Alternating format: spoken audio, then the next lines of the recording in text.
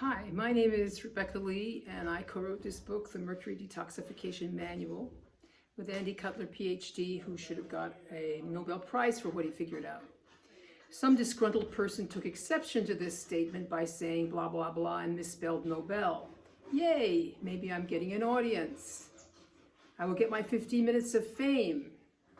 And YouTube took down my last video about my father. Apparently I'm spreading dangerous misinformation. Maybe it was for bad-mouthing nose drops. Or I forgot to use the term, those products that must not be named, just in case I start posting my stuff on Rumble. I have done a couple of talks about what Andy Cutler was like, but it kind of behooves me here to say something about what he was not like. When I first started working with him, I wrote an article, I think it was for the Weston A. Price Foundation, and I said something about how he worked selflessly for humanity. He got mad. "You don't know anything about my business," is what he told me. Now I occasionally read someone saying similar things like, he only chelated to the point where he felt okay enough to help humanity. I don't think he would have liked that much either.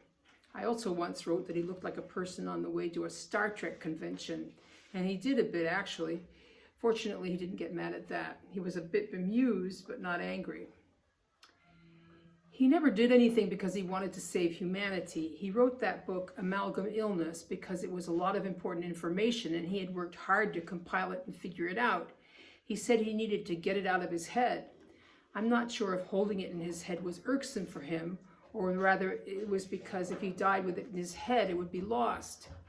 He did die with a lot of it in his head, and a lot of information was lost. My life was certainly a lot easier when I could just call him up with a question and get an immediate answer. He printed up about 100 copies of Amalgam Illness just to see what would happen. He never expected them to sell. He was fully expecting to go back to working as a consultant chemical engineer. Being a consultant is tiresome because you have to go out and network and promote yourself in order to get jobs. So when Amalgam Illness actually started to sell, he decided to make a business out of that. Plus, in a mercury toxic little professor syndrome sort of way, I imagine all he really wanted to study was mercury and what to do about it. Andy did not stop chelating because finally he was in good enough shape to go and save humanity. Nope. He chelated until he felt well enough to not bother with chelating anymore. He was able to think and function again, and as he always told people, the mercury will wait for you to get back to it.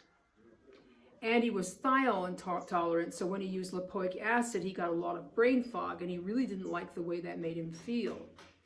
He would say, you need to decide when you are good enough and then get on with your life, and that's the point he reached. He still had allergies and was still thiol intolerant, but otherwise he felt pretty good, so he was getting on with his life.